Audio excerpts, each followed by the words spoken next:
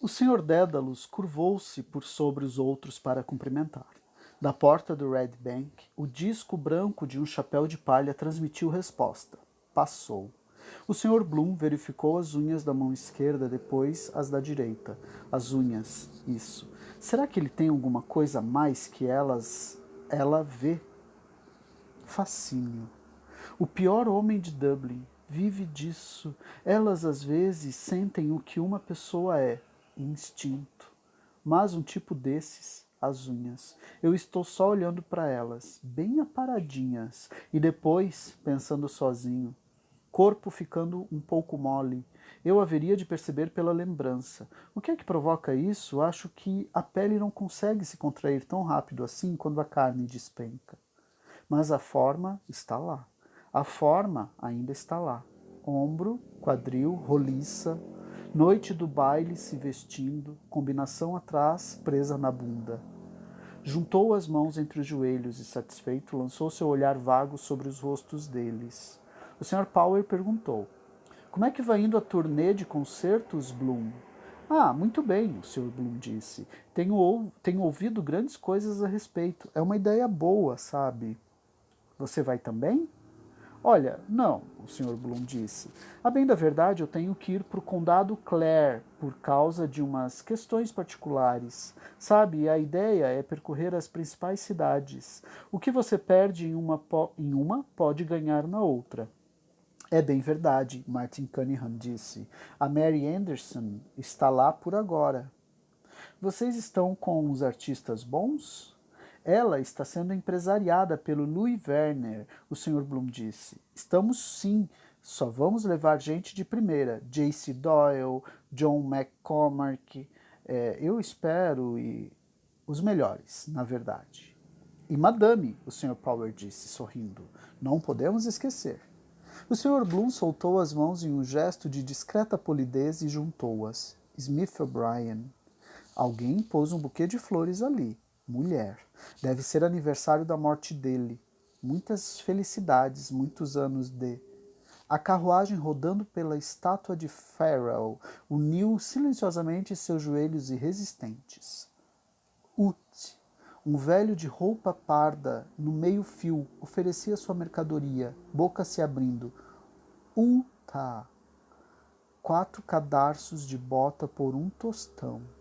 Fico imaginando por que lhe impediram o exercício. Tinha lá o seu escritório na Hume Street, na mesma casa que aquele que deve ser parente da Molly, Tweedy, advogado da coroa para Waterford.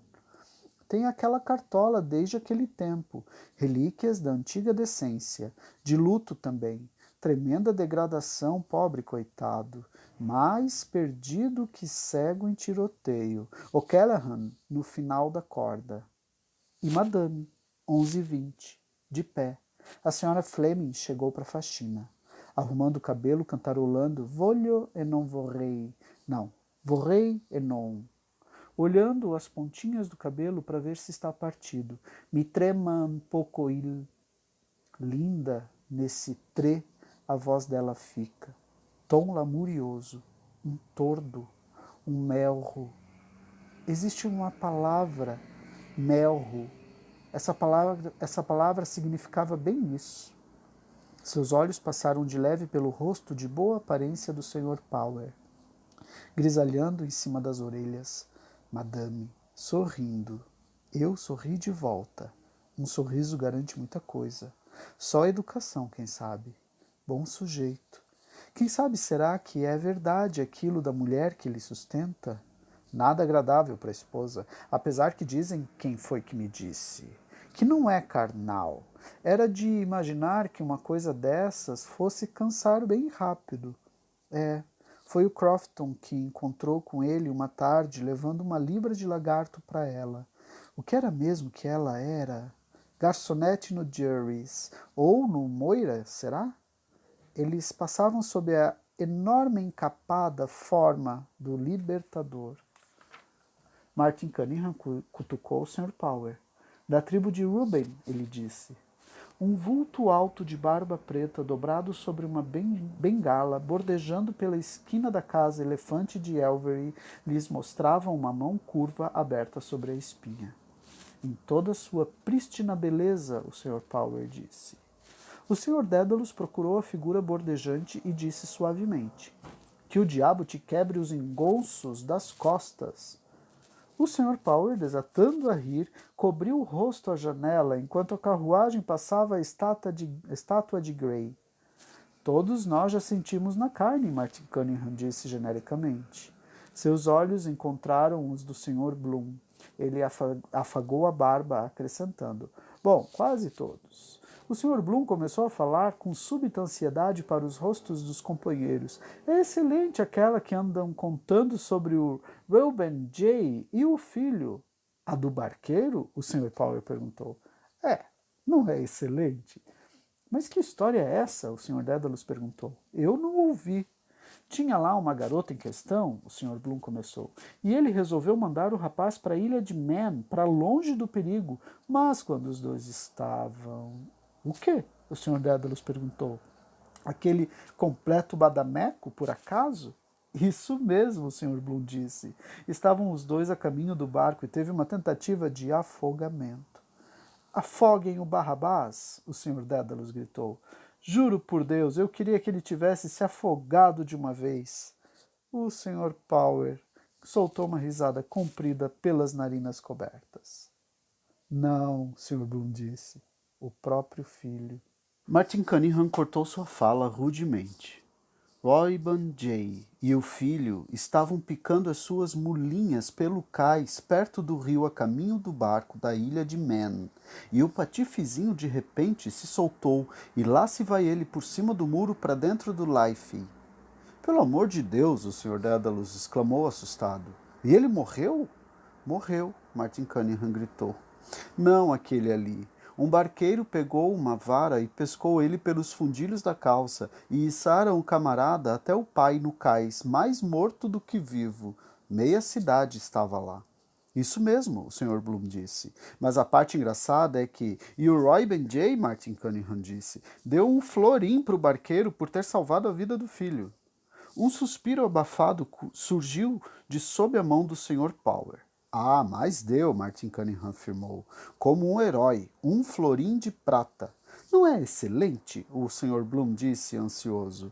1,8 pence além da conta, o Sr. Dédalus disse, seco. O riso sufocado do Sr. Power irrompeu silencioso na carruagem. A coluna de Nelson. 8 ameixas por um tostão. 8 por um tostão! Era melhor a gente fazer uma cara um pouco mais séria, Martin Cunningham disse. O Sr. Dédalus suspirou. Mas e daí? Ele disse. O coitadinho do Paddy não ia reclamar de a gente dar umas risadas. Ele mesmo contou muitas, e boas.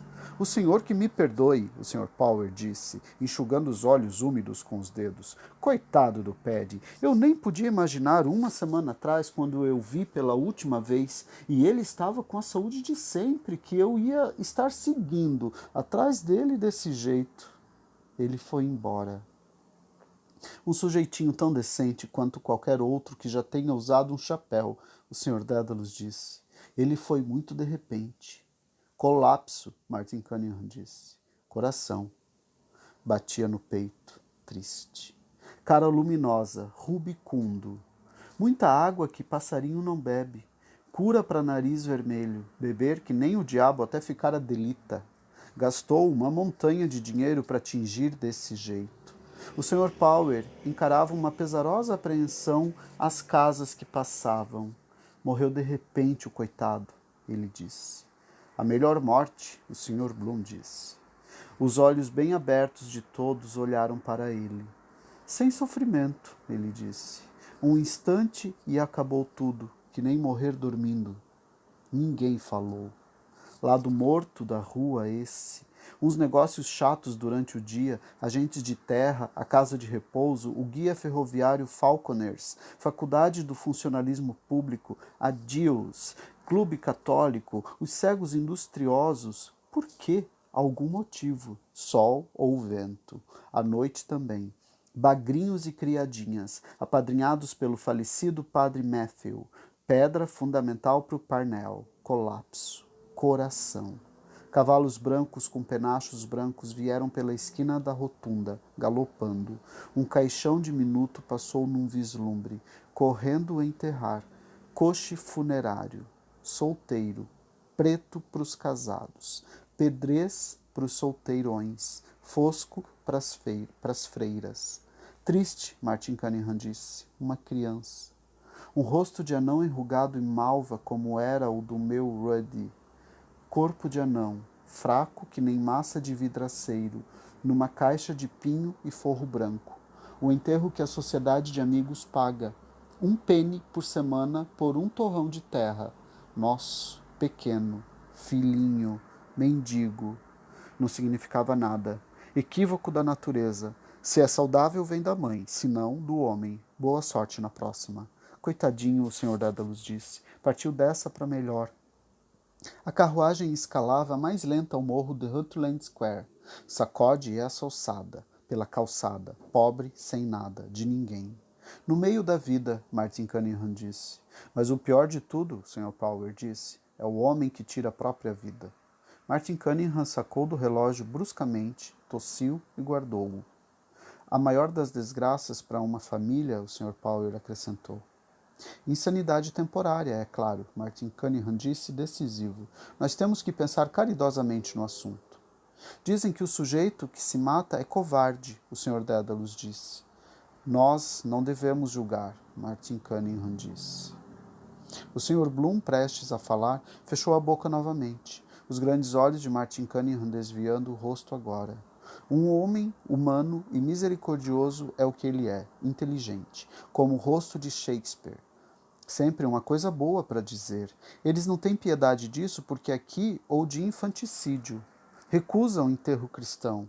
Antigamente, enfiavam uma estaca de madeira no coração do sujeito no túmulo, como se já não estivesse partido. Ainda assim, às vezes, eles se arrependem tarde demais, encontrado no leito do rio agarrado aos juncos.